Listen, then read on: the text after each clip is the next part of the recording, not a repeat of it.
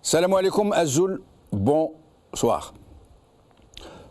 Pourquoi ces derniers temps, à chaque fois qu'un problème survient en Algérie, me revient en mémoire ce que m'avait dit un vieil ami, aujourd'hui décédé, Rabbi Yarhamou.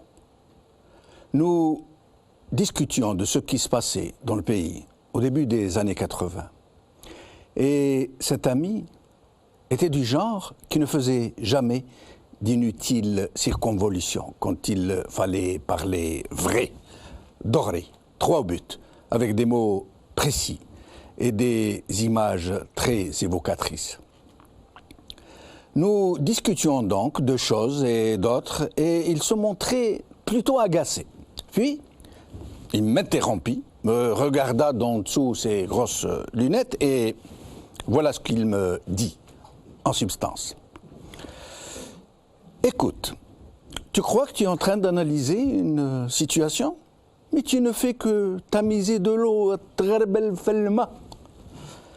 Écoute, pour faire simple, tu vois, c'est en 1962, juste après l'indépendance, nous avions lancé un appel d'offres international dans toute la presse mondiale. Un appel rédigé ainsi. La République algérienne démocratique et populaire offre gros contrats aux meilleurs experts au sabotage du monde, dans tous les domaines. Industrie, agriculture, tourisme, éducation, santé, armée, justice, artisanat, patrimoine historique, culture, tous les domaines possibles et imaginables, sans rien oublier.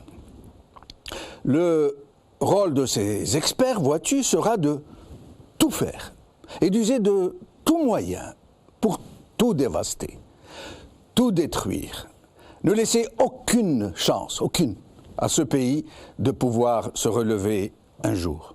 D'accord ? Et si nous leur avions donné 10 milliards de dollars, allez, et un délai de 10 ans à ces meilleurs experts en sabotage du monde, alors, crois-moi, mon cher ami, jamais, jamais au grand jamais, il n'aurait obtenu de meilleurs résultats que ceux du régime qui nous dirige depuis l'indépendance. Jamais, jamais les meilleurs experts en sabotage du monde n'auraient pu dévaster notre pays comme il l'a été par ceux-là qui nous oppriment d'une main pendant qu'ils nous volent de l'autre. Personne n'aurait pu faire pire qu'eux, parce que eux, c'est l'âme algérienne qu'ils ont assassinée. Ce sont nos plus immémorielles valeurs qu'ils ont arrachées de notre être collectif. Aucun des nombreux colonisateurs qui ont occupé et pressuré ce pays des siècles durant n'a pu nous réduire à un tel état, nous corrompre jusqu'à nous pourrir, comme l'ont fait ces gens. Personne, pas même nos pires ennemis, n'aurait pu faire de la belle montagne que nous étions un si profond cratère, un cloaque. Personne au monde, alors, s'il te plaît, barka matgharbel filma. Voilà ce que m'avait dit mon ami Rabbi Yarhamou. Et c'est ce qui m'est revenu en mémoire hier, quand j'ai appris ce que les intempéries avaient provoqué de dégâts.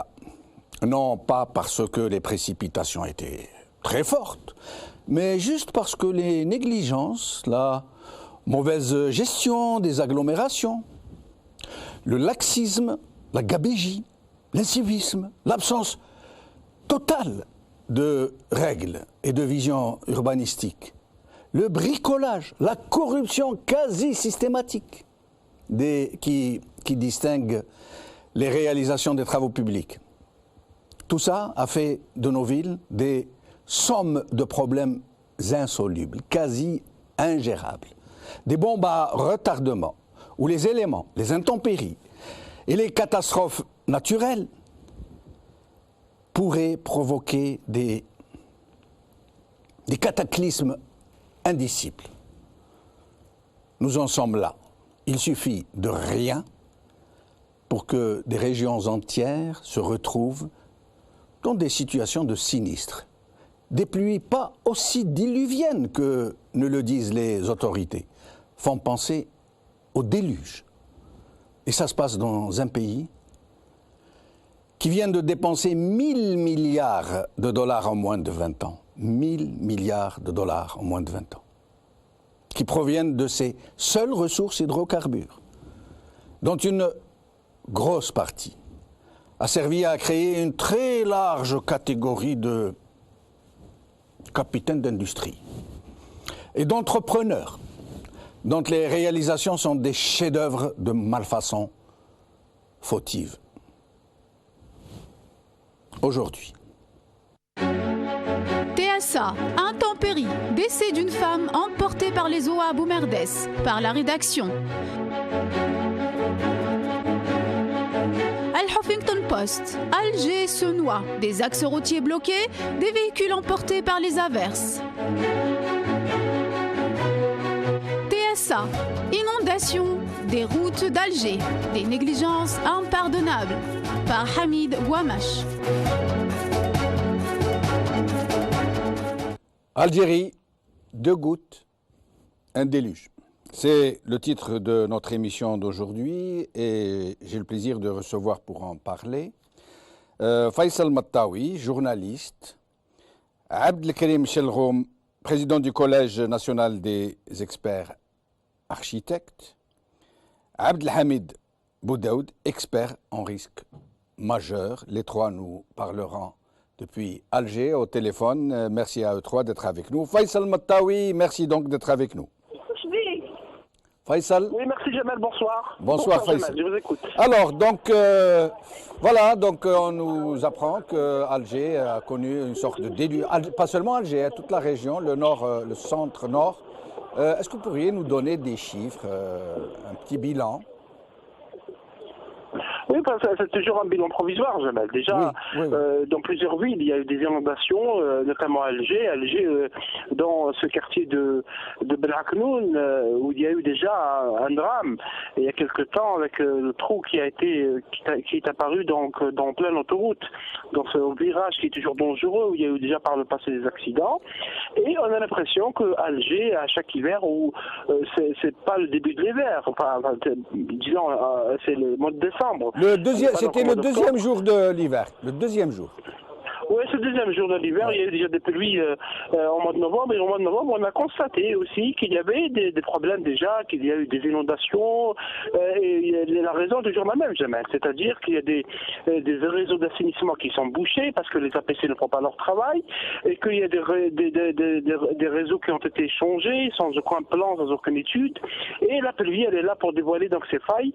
Heureusement qu'il n'y a eu pas beaucoup de dégâts, même s'il y a eu beaucoup de désagréments, surtout sur l'axe routier entre Darbaïda et Ben Aknoun, c'est-à-dire de l'est en partant vers l'ouest d'Alger. Des dégâts ont été aussi constatés, des inondations dans d'autres villes, et parfois chaque année c'est le même problème, hein. C'est-à-dire vous avez la ville de Béchar, la ville de Betna, la ville de Borsouar-les-Riges, parfois Velida, la ville de Médéa, etc. Et on se demande est-ce que réellement il y a des collectivités locales, des villages qui font leur travail, qui font leur étude. Bon, on parle de la protection civile, parle de presque 3000 interventions durant ces 2 derniers jours. Mais il y a des interventions pour tout, c'est-à-dire qu'il y a des accidents de la route parce que l'état de certaines routes, surtout les routes secondaires de l'intérieur du pays, sont dans un état catastrophique, notamment dans les hauts plateaux et vers l'ouest du pays. Il y a eu des interventions aussi où il y a eu des eaux qui ont monté énormément là où il y a des rivières, parce que même les lits d'oued de Jamel, dans plusieurs wilayas, ils ne sont pas nettoyés, c'est-à-dire durant tout l'été, excusez-moi l'expression, il y a des ordures qui s'amassent, sans que les autorités qui sont chargées chargés donc, de l'environnement, parce qu'il y a des directions de l'environnement dans toutes les wilayas, ne font pas leur travail. Et quand on a ces inondations, qui parfois peuvent être dangereuses, on commence bien sûr à accuser tout le monde sans qu'il y ait réellement de poursuites pénales. Parce que par le passé, il y a eu déjà des cas d'inondation, il y a eu des morts. Cette fois-ci, la protection civile annonce une douzaine de morts, mais par des accidents de la circulation, mais qui ne sont pas liés forcément à l'inondation. Et les inondations, parfois dans le sud Djamel, notamment dans la wilaya de Naama, dans la wilaya de Béchar, parfois ils sont catastrophiques également aussi dans la wilaya de Tamarass, dans l'extrême sud. Mais sinon, le niveau des précipitations, est-ce qu'il est aussi grave que le disent les autorités ? Non, c'est un niveau qui est tout à fait prévisible en mois de décembre, hein, parce qu'il y a des neiges aussi qui ont apparu notamment vers le monde de Shreya, Blida et Batna dans l'est du pays, à Sétif également. Mais c'est un niveau qui est tout à fait naturel et normal. C'est pas la pluie qui est la cause, non, c'est pas du tout ça. Ce qui est la cause, c'est la gestion des villes, parce qu'on ne pose jamais assez ce débat sur la gestion des villes, sur la manière de préparer les saisons, parce que les saisons, ça se prépare. Et cela se passe dans tous les pays, surtout dans un pays où il y a un climat méditerranéen, et le climat méditerranéen est connu par son instabilité, c'est-à-dire parfois vous avez des automnes qui sont chauds et des hivers qui sont très froids, et parfois des étés qui sont tempérés avec un printemps qui peut être pluvieux. Donc tout ça, il faut le prévoir. Pourquoi on ne nettoie pas ce que j'appelle les réseaux d'assainissement? Pourquoi on ne cure pas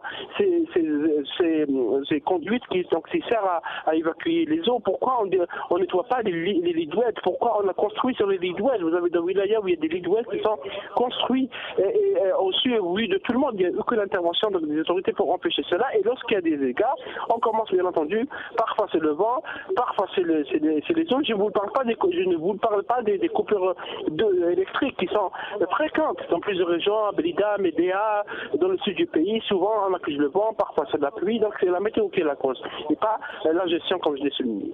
Et quel est, Faisal, quel est l'état d'esprit des gens après ce qui s'est passé hier et avant-hier? Comment les gens réagissent-ils à cette débâcle, à cette débandade des pouvoirs publics? Les citoyens algériens sont en colère. Malheureusement, il n'y a pas d'associations qui sont suffisamment outillées sur le plan légal et sur le plan administratif pour intenter des procès. Parce qu'il faut intenter des procès contre les wilayas. Des wilayas qui consomment énormément d'argent. Parfois, on fait le trottoir chaque 2 mois. Parfois, on donne l'impression de refaire les conduites d'eau et d'eau usée. Mais quand il y a l'hiver et quand il y a de la pluie, on constate qu'on a l'impression que rien n'a été fait. Et donc, peut-être que le moment est venu pour que les citoyens s'organisent pour intenter des procès, parce qu'ils peuvent le faire et se constituer partie civile. Il y a de la colère, il y a aussi des questionnements, parce qu'Alger, il y a des signes avant-coureurs d'une immense catastrophe. Le Charles Ahmed Kouch, il y a eu donc le trou et le cratère de Belaknoun, il y a l'effondrement d'une bâtisse il y a quelque temps aussi dans la périphérie d'Alger, à Télémy, etc. Alger, tout le monde sait, elle est construite sur une faille sismique. Et donc, s'il y a un tremblement de terre de grande magnitude, comment ça sera la situation, surtout à Montsabar, il n'y a pas de plan d'évacuation de la ville, des villes aussi grandes qu'Alger ou Oran ou Constantine. On n'a jamais abordé cette question des risques majeurs dans les cités, même si on le fait parfois dans des conférences, dans des congrès, dans des débats à huis clos entre experts, sans que les Algériens constatent ça sur le terrain. Et ce n'est que le début de l'hiver Djamel, parce que ce n'est le mois de décembre, il y a le mois de janvier qui est d'autres mois, on ne sait pas quelle sera la situation de le futur. Donc à se demander où va l'argent qui va dans les collectivités locales, où va, comment les wilayas sont gérés, est-ce qu'il y a un contrôle, est-ce que le wali d'Alger qui n'est apparemment contrôlé par personne, y compris par la PUI, l'association de l'Assemblée populaire du wilaya, qui ne demande pas des comptes au wali en Algérie. Vous savez, la loi est là pour dire que c'est le moment est venu pour donc de poser des questions au wilaya d'Alger et à ceux qui s'occupent des autres wilayas. Que font-ils? Et c'est un peu le questionnement qui est présent aujourd'hui et ce soir à Alger, Jamal. Restez avec nous, Faisal Mettaoui. Vous aurez peut-être l'occasion de poser des questions à nos 2 invités, 2 éminents experts en la matière. Vous souhaiteriez peut-être leur poser des questions. Abdelkarim Chelroum, merci d'être avec nous. Professeur Abdelkarim Chelroum. Est-ce que vous nous entendez, Abdelkarim Chelroum? Il semble qu'il y ait un souci. Abdelkarim Chelroum?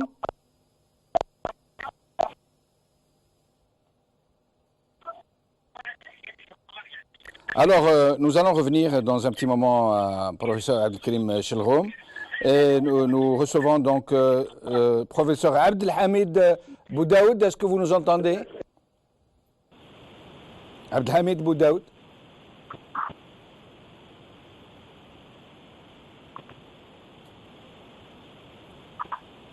Abdelhamid Boudaoud, est-ce que vous nous entendez, s'il vous plaît? Allô? Ah, Abdelhamid Boudaoud, merci d'être avec nous. Non, c'est professeur Chelroum. Professeur Chelroum, merci d'être avec nous. Il y a un petit souci, je ne sais pas ce qui se passe au niveau des connexions.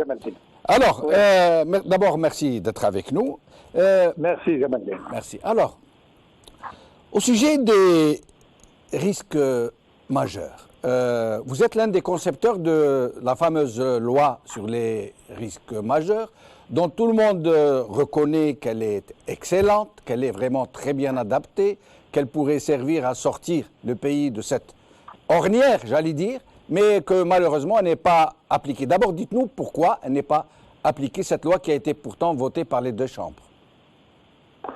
Je vous remercie, Jamaldine. D'abord, c'est la loi 0420 du 25 décembre 2004. Donc, c'est une loi qui a été élaborée juste après le séisme de Boumerdès et les inondations de Bab el-Oued de 2001. Il faut rappeler que cette loi a explicité, si vous voulez, elle a identifié les 10 risques majeurs auxquels est confronté ce pays, l'Algérie. Et puis elle a exposé toute la stratégie de prévention concernant ces risques. Je dois vous rappeler que cette loi a été votée par les deux chambres. Donc normalement c'est une loi qui devrait être appliquée et il devrait y avoir un décret d'application. Oui. D'application, malheureusement, elle est restée comme une lettre morte dans les tiroirs. Ce qui dénote l'absence totale en 2016 d'une stratégie de prévention, d'une démarche de procédure préventive concernant les inondations, concernant les séismes, concernant pratiquement les 10 risques majeurs. Ces risques majeurs, est-ce que ce sont des risques objectifs, c'est-à-dire par rapport au climat, au site, ou est-ce qu'ils sont accentués par la négligence, par la mauvaise gestion des villes, par l'absence d'État? Vous savez, si Jamaldine, vous avez l'Algérie est confrontée. D'abord, il y a les risques majeurs d'origine naturelle. C'est les inondations, c'est les grands glissements de terrain, c'est les séismes, c'est l'invasion acridienne. Et il y a les risques, c'est la sécheresse, c'est ce qu'on appelle la désertification. Et puis il y a les risques également d'origine technologique.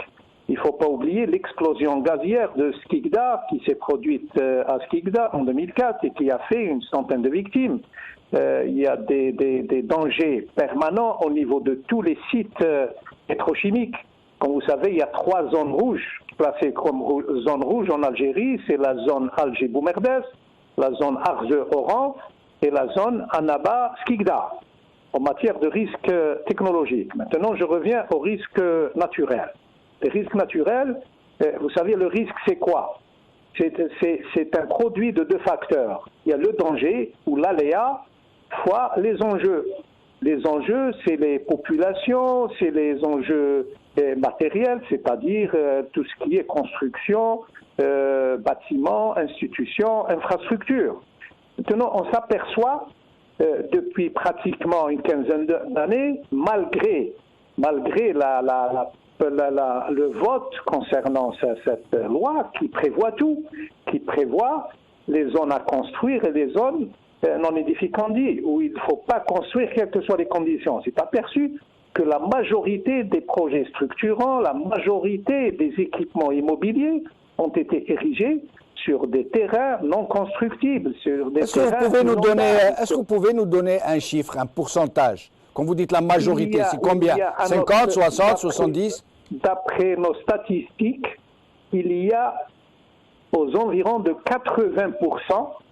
80%?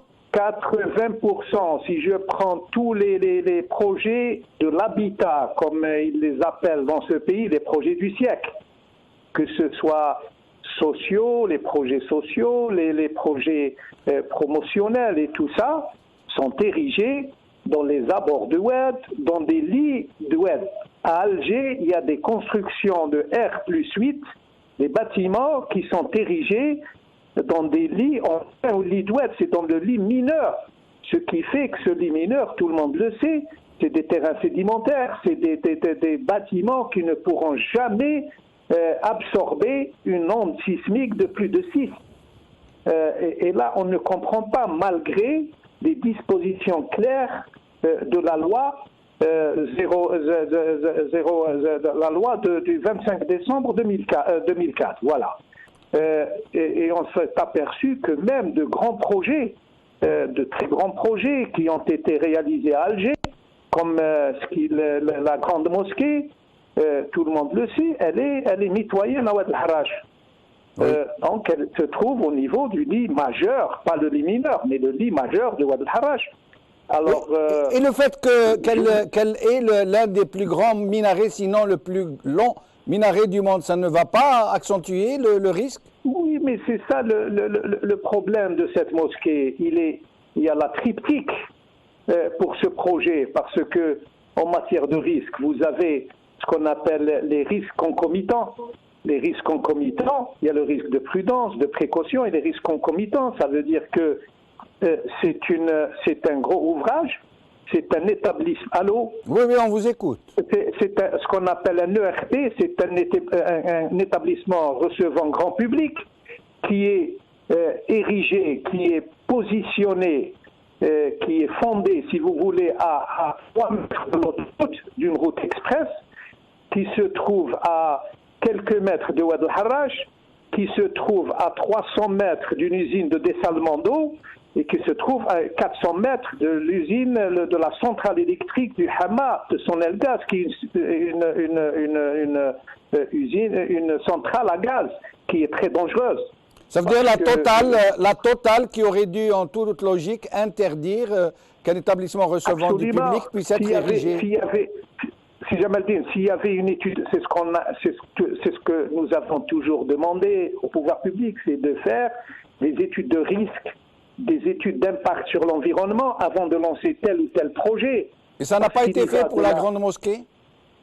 Eh bien, ça n'a pas été fait, parce que c'est tellement primaire, c'est tellement élémentaire. S'il y avait juste une petite étude d'impact sur l'environnement, étude de risque, jamais il n'aurait implanté cette mosquée dans le lit, au niveau du lit de Oued el-Harrach, le lit majeur. J'aimerais vous demander, professeur Chelroum, l'absence, la carence, la vacance des pouvoirs publics, est-ce qu'elle n'influe pas de façon vraiment très importante dans les catastrophes? Je vais vous donner un exemple. Dans les années 50, il y a eu une inondation à Bab el-Oued, le fameux Oued qui donc est entré à Bab el-Oued. Il y a eu 2 morts, je crois. En 2001, la même inondation se répète, sauf qu'elle est très accentuée, et il y a 900 victimes. De 2 à 900 victimes. Comment vous expliqueriez cette... c'est simple, c'est mathématique, ça. Je vous ai dit, c'est le produit d'un danger, d'un aléa par les enjeux. Les enjeux, comme il y a maintenant, depuis quelques décennies, une urbanisation archaïque, une urbanisation débridée, une urbanisation anarchique du Frévalant. Si on parle du Frévalant, de Oued, celui qui a provoqué les inondations de Bab el-Oued, oui. Ce qui a engendré automatiquement, avec un nombre important d'enjeux, c'est-à-dire de personnes qui sont confrontées à ce risque, vous voyez, c'est multiplié pratiquement par 450 le risque maintenant. De 2 à plus de 900. Dans le cas. Alors, ce qui me tracasse personnellement, ce qui me fait peur, c'est dans le cas, maintenant, vous voyez, c'est des petites intempéries, une pluviosité tout à fait normale pour la saison, et puis tout Alger est bloqué. Tout Alger est bloqué, ça prouve que les infrastructures ne sont pas aux normes. En Algérie, les routes, et puis l'autoroute a été conçue pratiquement comme un lead web. Restez avec nous, Abdelkrim Chelroum, je reviens à vous. Oui, vous vouliez dire quelque chose? Une remarque. Oui. Si Jamal dit une remarque. Je vous en prie. Si vous permettez, je ne suis pas président du Collège national des experts architectes. Ah, je suis d'accord. président du club. Donc c'est M. Boudaoud qui est président du Collège national des experts architectes. Je suis désolé. Je suis désolé. Je suis désolé. Okay. Alors, donc, nous allons recevoir le professeur Abdelhamid Boudaoud, qui est, lui, président du Collège national des experts architectes. Oui. Merci d'être avec nous. Je suis désolé pour cette méprise. Je vous en prie. Ben, pourtant, on se connaît. Nous avions fait déjà 2 émissions ensemble, vous et le professeur. Exactement. Et d'ailleurs, tous nos téléspectateurs ont été très, très contents de vous entendre. Ils nous ont, à l'époque, demandé de vous remercier pour votre honnêteté, votre objectivité, votre grande expertise. Je voulais vous demander, est-ce que d'abord, est-ce que vous pourriez nous parler de la ville, de l'urbanisme, parce que on ne sait plus ce que c'est en Algérie, on ne sait plus ce que c'est que la ville, la gestion de la ville, l'urbanisme. Non, moi, ce que je dirais, avant d'arriver à ce point-là, je voudrais parler des inondations des routes d'Alger. Oui. Si on veut dire, il y avait des négligences qui sont impardonnables. Il a fallu une petite journée de pluie pour paralyser la circulation totale des automobilistes et sur les principaux axes routiers de la capitale. Et qui dit que l'ONM, l'Office national de la météorologie, a émis un BMS, un bulletin météorologique spécial. Alors les gens devaient, mais les communes devaient nettoyer, ou bien l'ANA, l'Agence nationale des autoroutes, elle devait nettoyer les regards, ou bien à partir du mois d'août ou le mois de juillet au mois d'août. Malheureusement, ce n'est pas le cas. Et comment je dirais, l'État met l'enveloppe financière, elle existe. Mais malheureusement, elle est entre des mains qui ne savent pas l'utiliser. Comment qu'on explique l'autoroute qui a été réalisée depuis 1996 à 2012, le kilomètre à 13 millions de dollars. Donc, 13 millions de dollars le kilomètre. Le kilomètre. Comparé par exemple au Maroc qui a réalisé une plus belle autoroute. J'arrive. Oui. Justement, nos voisins, ils ont réalisé le kilomètre de l'autoroute à 4 millions de dollars. Ça veut dire 3 à 4 millions de dollars. Ça fait 3 à 4 fois. Exactement. Moi, ce que je dirais, de 4 millions à 13 millions. Ça veut dire plus de 3 fois. De 3 millions de dollars à 13 millions de dollars. 3 millions chez nos voisins. 4 fois. 4 fois. 4 fois, exactement. De quoi construire 4 autoroutes comme le Maroc. Enfin, pour chaque 4 kilomètres, il y a 1 kilomètre. 1 kilomètre, exactement. Moi, ce que je dirais, ce qui nous manque ici dans notre pays, c'est la communication et la transparence. De cela, leur maman, c'est bien les portes ouvertes. Si on crée des portes ouvertes pour sensibiliser la population, pour la ville, maintenant je rentre dans la ville, de dire que... je vais vous donner un exemple. Les écoles primaires appartiennent ils sont sous la coupe de la mairie. Je donnerai un exemple, un petit exemple. Le vendredi, le samedi, toutes les écoles primaires doivent faire une campagne de nettoyage et le dimanche, quand ils rentrent à l'école, ils font une rédaction, ce qu'ils ont et ce qu'ils ont fait. Et à la fin, on devrait avoir une commission pour primer les meilleures rédactions. On crée une jalousie. Malheureusement, c'est les cours d'instruction civique. Civique, exactement. Un autre point. A-t-on vu un président de l'APC circuler le vendredi, le samedi, dans sa circonscription pour connaître les problèmes et connaître aussi sa population. Il ne connaît ni sa population, ni les cadres de sa commune, ni les problèmes de sa commune. Voilà, moi je dirais, je ne parle pas du gouvernement, je ne parle pas du grand pouvoir, parce que le grand pouvoir, il met mais seulement, il n'y a pas de compte. Moi, ce que je reproche, disons, au gouvernement, c'est de demander les comptes à ces gens-là, aux mairies et aux wali. Et basta qu'ils arrivent à nous dire, même au Japon, même en Allemagne ou bien en France, il y avait ces points-là. On ne veut pas se comparer à ces pays-là. Nous, on fait des choses. Nous sommes en 2016, veut dire qu'on a exploité toutes les erreurs des autres pays en les corrigeant et on devrait avoir une autoroute dans les règles de l'art. Au sujet des villes nouvelles dont on nous rebat les oreilles, on va construire des villes nouvelles. Qu'est-ce que vous pourriez dire? J'arrive justement, on parle de Sidi Abdallah, c'est une ville nouvelle, on va la réaliser dans 20 ans pour construction de 30 000 logements. En 20 ans. Veut dire que 1500 logements par an, veut dire 125 logements par mois, veut dire 31 logements par semaine. A-t-on des entreprises qui sont capables de réaliser 125 logements par mois? Je dirais non. Et surtout, ça veut dire que ce n'est pas possible, ils sont en train de nous mentir? Disons qu'on va réaliser les 30 000 logements en 20 ans. Et les équipements, tels que les mairies, tels que les loisirs, tels que la santé, tels que les services, tels que les entreprises, et ceci et cela. Il y a tout un monde. Moi, je dirais, il y a l'étude d'une ville. Mais peut-être qu'ils vont réaliser une ville comme celle de Constantine, j'ai oublié son nom.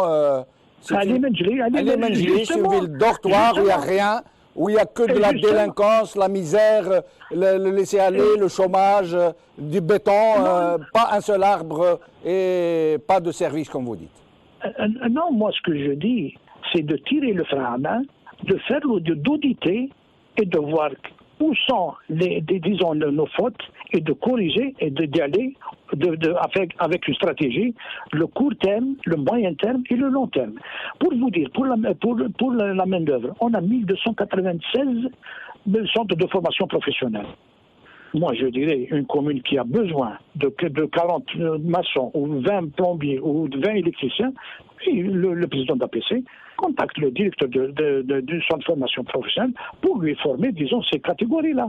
Et surtout qu'on a une culture ici en Algérie, que tous nos enfants veulent devenir des médecins, des architectes, des ingénieurs, mais on n'a pas des cadres moyens, tels que le plombier. Mais vous savez pourquoi? Parce qu'on ne sait pas transmettre. On ne sait pas véhiculer le message à ces jeunes-là. Si on leur dit qu'un faïencier, il prend 1000 dinars à 1200 dinars le mètre carré en une journée, il fait 10 000 dinars, le jeune, il sera attiré, disons, par cette enveloppe financière. Malheureusement, ce n'est pas le cas.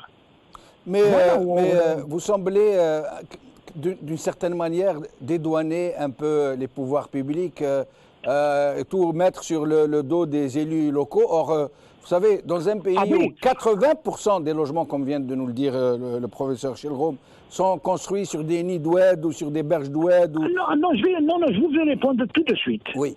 Certes, l'État met l'enveloppe financière et le maître de l'ouvrage, c'est lui qui le chine. Il fait une étude de pénétromètre, il n'engage pas une étude géotechnique profonde. Et l'étude géotechnique plus une étude hydrogéologique. On n'a jamais vu, on ne connaît pas le géologue. Alors, en 1958, au mois d'avril 1958, on avait créé le BRGM, le Bureau de recherche géologique et le BRGM minière. Malheureusement, aucune commune n'a la carte géologique de sa commune. Comment voulez-vous qu'on réalise ou bien on construit ou bien on projette des logements? C'est pas sur des lits d'oued ou bien sur des failles ou ceci et cela. On ne connaît pas. Voilà le problème. Malgré ça, on a réalisé 250 unes sur le territoire national. On a vu qu'on a fait des bêtises. Arrêtons, auditons ces unes-là et voyons nos erreurs et on les corrige. Malheureusement, on n'a jamais tiré le frein à main et on n'a jamais... Allô? Oui. Restez avec nous, Abdelkarim Chilroum, Abdelhamid Boudaoud. Je reviens à vous dans un petit instant. Faisal Mattaoui, est-ce que vous avez des remarques ou des questions à poser à nos deux experts? Jamal, non, j'ai une petite remarque seulement à faire, parce que vous avez vu, je ne sais pas si vous avez vu les explications données par le ministre des Travaux publics. Justement, nous allons voir tout de suite quelques images. Oui, le ministre, on a là un très bel exemple de ce qu'on peut appeler la solidarité gouvernementale. Bien sûr, c'est une blague, puisque lui, il charge d'une manière très claire le ministère des ressources en eau. Or, c'est-à-dire, au lieu d'essayer de donner des explications qui sont logiques, et bien entendu, il donne des explications uniquement sur Alger. C'est-à-dire qu'on a l'impression que l'Algérie se résume à la capitale. Or, il y a eu beaucoup de problèmes d'effondrement de vieilles bâtisses, d'eau pluviale stagnée à Boumardes, les Ouzou, Batna, Médéa, Moussagalem et d'autres wilayas. Mais non, il lui s'intéresse uniquement à cette autoroute qui relie Dalbaïla à Belaknoun en allant vers Zeranda, c'est-à-dire l'autoroute qui est prise généralement par les hauts responsables du pays. En chargeant le ministère des ressources en eau, il dit que la solution est entre les mains de ce ministère. Alors imaginons que demain ou après-demain ou la semaine prochaine, il y aura des chutes de pluie aussi importantes qu'elle sera. La réponse, c'est-à-dire que là, on a toujours un exécutif qui s'explique, qui donne des explications qui veut, et en face, on a un parlement qui se tait, qui ne dit rien, qui ne demande pas de comptes. On a des assemblées de populaires de wilaya, les appuis qui sont complètement ligotés, qui ne jouent pas du tout leur rôle, parce que théoriquement, c'est des assemblées qui sont en droit de demander des comptes à des walis et à des chefs de daïra, et ils ne le font pas. Et donc, c'est-à-dire qu'on va passer à un autre problème, parce qu'il y a beaucoup de problèmes ces derniers temps, notamment en matière d'évacuation d'eau, en matière de vieux bâtis, en matière de non-contrôle des constructions. On a une instruction qui disait que tous les bâtiments devaient être réfectionnés, refaites et peintes également, qui n'a pas été appliquée. Et rappelez-vous, Jamal, également, en 2003, le tremblement de terre de Boumardes, il y a eu une enquête ouverte par la justice à l'époque pour poursuivre des opérateurs économiques et des constructeurs, parce que là aussi, il faut ouvrir notre débat. Comment les agréments sont donnés, à qui ils sont donnés, de quelle manière, comment les projets sont partagés au niveau des wilayas. C'était un immense dossier. À l'époque, le dossier ouvert par la justice pour savoir qu'est-ce qui s'est passé, parce que les bâtisses sont effondrées alors que c'était des bâtisses toutes nouvelles. À ce jour, on n'a pas eu de résultat de cette enquête. C'est-à-dire que l'impunité, qui est encore une fois érigée en règle, fait que des personnes, des constructeurs, des opérateurs, des personnes qui parfois n'ont pas de rapport avec le domaine de l'habitat et des travaux publics, et au fond des projets passent à d'autres wilayas sans aucun contrôle, et le résultat est toujours ce que nous avons vu donc, dans certaines villes du pays avec ces inondations. Restez avec nous, Faisal, nous allons voir donc ces images du ministre qui accuse son collègue.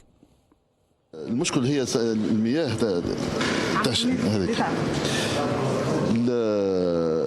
الحل ما بين يد الوزاره الموارد المائيه الاشغال تاع ربط القنوات هذيك تاع صرف المياه تاع الشتاء الاشغال ما انتهتش هي حاليا مش اظن 10 ايام او اسبوعين يكملوا الاشغال تاعهم ولكن ما كان يعني الامر انتهى ما في حتى مشكل الطريق مفتوحه نورمال تغلقت اظن نصف ساعه لانه كانت يعني شفت شي كبير اللي كان واحد لا كان لا بريكولاج لا والو شي مخدوم سورون دي تكنيك نورمال ديزانجينيور الجيريان اللي خدموها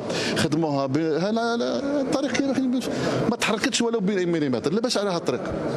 المشكل خارجي على الطريق هو الجهه تاع بن عكنون فيه صرف المياه تاع الشتاء لازم تكون تعدي في قنوات لتحت راهي في الاشغال حاليا من وزاره الموارد المائيه. Pour une fois, ما جبدولناش la main étrangère. حصلوا في بعضهم.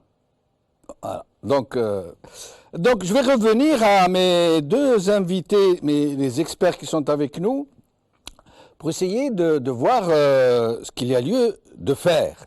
Alors, professeur Abdelkarim Chelroum, maintenant que le constat est fait à peu près, parce que les dégâts sont autrement plus graves que tout ce que vous avez dit. Si nous pouvions tout dire, il faudrait 15 jours d'émission non-stop pour pouvoir énumérer seulement les problèmes. Donc, comment faire pour faire face à la situation catastrophique? Tous ces logements qui sont construits dans des conditions qui sont hors normes, ces routes qui ne sont pas des routes, ces autoroutes qui n'en sont pas, ces mosquées les plus grands, les mosquées du siècle, hein, la plus grande mosquée du siècle, la plus grande autoroute, je ne sais pas de quoi, le projet du siècle. Comment faire et est-ce qu'il est possible de conjurer les risques majeurs qui risquent de provoquer des catastrophes demain s'il y a des cataclysmes naturels?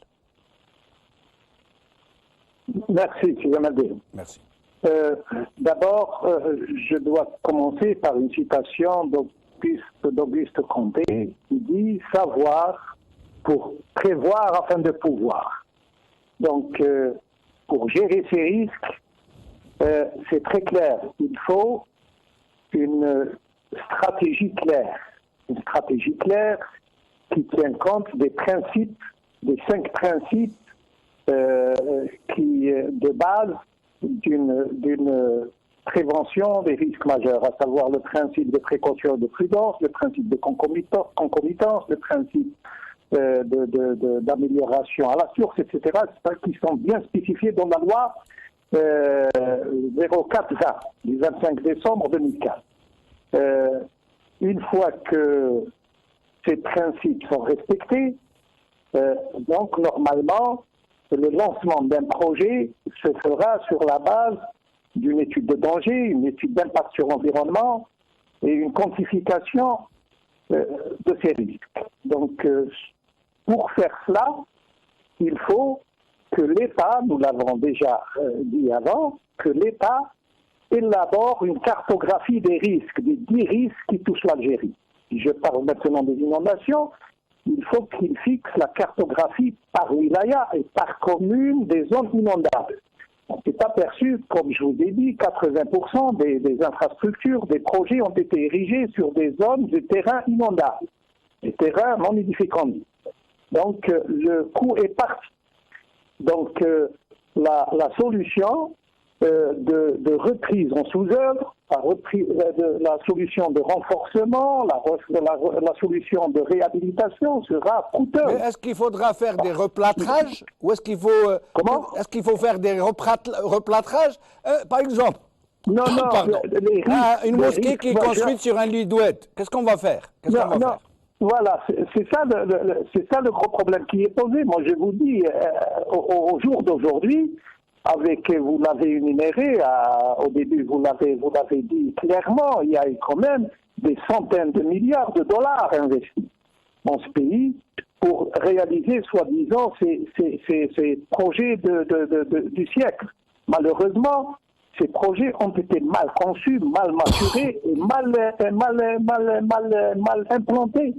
Ce qui fait que maintenant, il faut passer à une expertise très fine, une expertise sérieuse. Oui, mais une fois qu'on a fait l'expertise, mais pas une expertise qui va émaner de l'administration. Non, mais imaginons que l'expertise est faite. L'expertise est faite. On constate les dégâts, on dit non, ça n'aurait pas dû être. Mais qu'est-ce qu'il y a lieu de faire? Est-ce qu'il faut démolir? On peut toujours réhabiliter, renforcer. Comme je vous ai dit, la solution est coûteuse.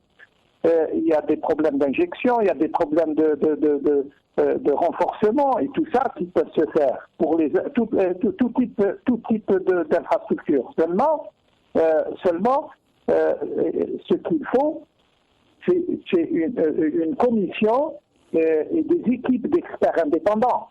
Parce que si vous allez ramener des experts, comme on est en train de vivre maintenant, des experts qui viennent des ministères, ça ne sert absolument à rien.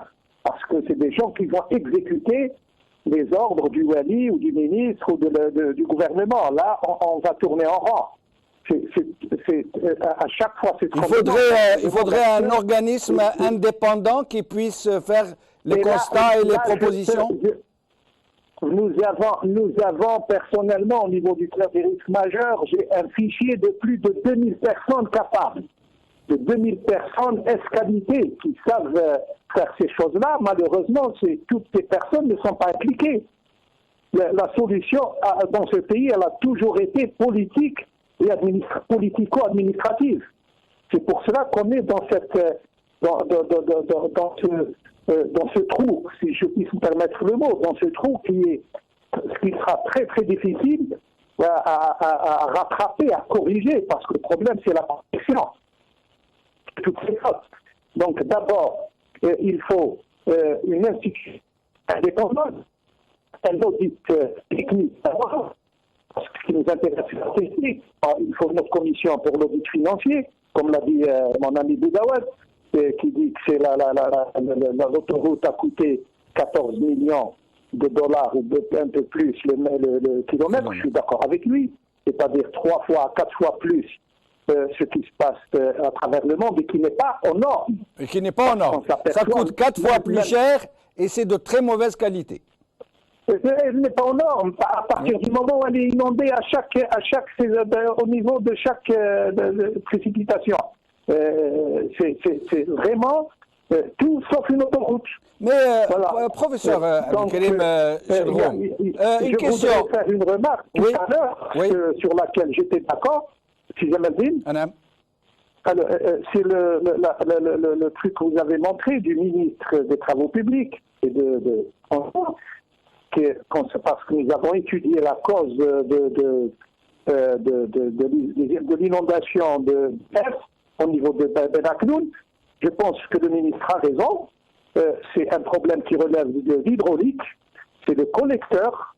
Malheureusement, le ministère de l'hydraulique aurait dû prendre toutes les dispositions pour que cette inondation n'ait pas lieu au niveau de ce tronçon d'autoroute.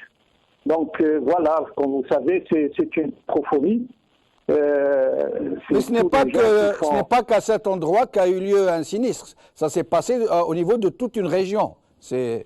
Oui, donc, bien sûr. Même, vous avez eu au niveau du Figuier, au niveau de Corso, les inondations et tout ça. J'ai pu remarquer un problème d'infrastructure à corriger. Mais comment les corriger maintenant? Avec quel argent?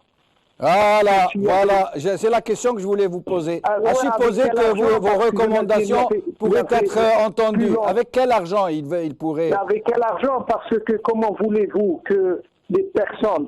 Vous savez, nous avons des responsables qui sont en poste actuellement, qui sont plus ou moins concernés par ces problèmes, qui sont en poste depuis 30 ans, 35 ans, qui n'ont pas bougé. Je ne parle pas des responsables politiques qui sont depuis pratiquement 18 ans. Alors comment voulez-vous qu'ils puissent corriger alors qu'il y avait l'opulence, comme on dit en dialecte, la ba'bouha, ils n'ont pas pu régler ces problèmes. Comment voulez-vous qu'ils règlent ces problèmes avec pratiquement dans un pays en crise? Restez avec nous, professeur Abdelkarim Chilroum, jusqu'à la fin de l'émission. Professeur Abdelhamid Boudaoud, est-ce que vous êtes avec nous? Oui, je suis toujours avec vous. Alors, imaginons, rêvons, offrons-nous le luxe de rêver, 5 minutes. Imaginons que demain, nous allons avoir un État normal, déterminé à régler les problèmes qu'il a hérités de ce régime, et donc qui va se mettre à la tâche. Comment va-t-il faire? Avec quel argent? Avec quels moyens pourrait-il régler tous ces problèmes? Je vous donne un exemple. Il y a à peu près 1 200 000 logements, non, pas logements, bâtisses, d'une manière générale, au niveau national, qui sont hors normes. Qu'est-ce qu'il faut faire? Les démolir? Comment faire? Non, pas du tout. C'est 1 200 000. Il faut faire une étude cas par cas. Il y a des cas où on peut les régler en 5-5. Il y a des cas aussi. Il y a aussi, le problème qui se pose, c'est le problème du foncier. Les gens il y a 500 000 personnes qui ont une décision. Alors, pour avoir le permis de construire, il y a une loi qui dit qu'il faut avoir un acte publié, enregistré. Malheureusement, ces gens-là, ils ont une décision. À l'époque, quand on leur a attribué le lot terrain, il faisait le mètre carré 171 dinars. À nos jours, la loi 0815, l'article 40, qu'est-ce qu'il dit? Il faut qu'il paye la valeur vénale d'aujourd'hui. Veut dire, si il est à Cuba, zone 1, c'est 350 000 dinars. 35 millions de dinars, 35 millions de centimes le mètre carré, ce bonhomme, il est contre. Nous, le Collège national, on avait proposé, c'est de demander à la Banque centrale l'inflation de 1990 à 2016 et de multiplier chaque année par le prix de 171, on arrive à avoir 15 000 à 20 000 dinars le mètre carré au lieu de 350 000 dinars. Je retourne un peu en arrière, j'ouvre une parenthèse. Monsieur Zebetaoui, il parlait pratiquement le vieux bâti. Le vieux bâti, nous, qu'est-ce qu'on avait dit? On avait dit que chaque immeuble doit avoir son carnet de santé. C'est l'expert, il doit expertiser et dériver un carnet de santé. Du carnet de santé, il devrait y avoir le carnet d'entretien et après on lance l'avis d'appel d'offres. C'est comme on n'a pas d'entreprise spécialisée dans la réhabilitation, dans le confortement, dans la rénovation. Pourquoi pas de ne pas faire appel à des entreprises étrangères et de parrainer l'entreprise algérienne pour qu'ils nous forment la main-d'œuvre et de travailler ensemble pour arriver, disons, à résoudre ce problème. Je cite l'exemple. On a la Yougoslavie, on a la Grèce, on a l'Espagne, on a l'Italie, on a les pays méditerranéens qui sont capables, ils ont une grande expérience dans la réhabilitation. Alors on doit exploiter, disons, ce point-là. Il y a ce point. Et je retourne un peu aussi, on avait la cartographie. En 2010, il y avait un ministre qui avait dit que la cartographie des zones inondables sera prête dans une année.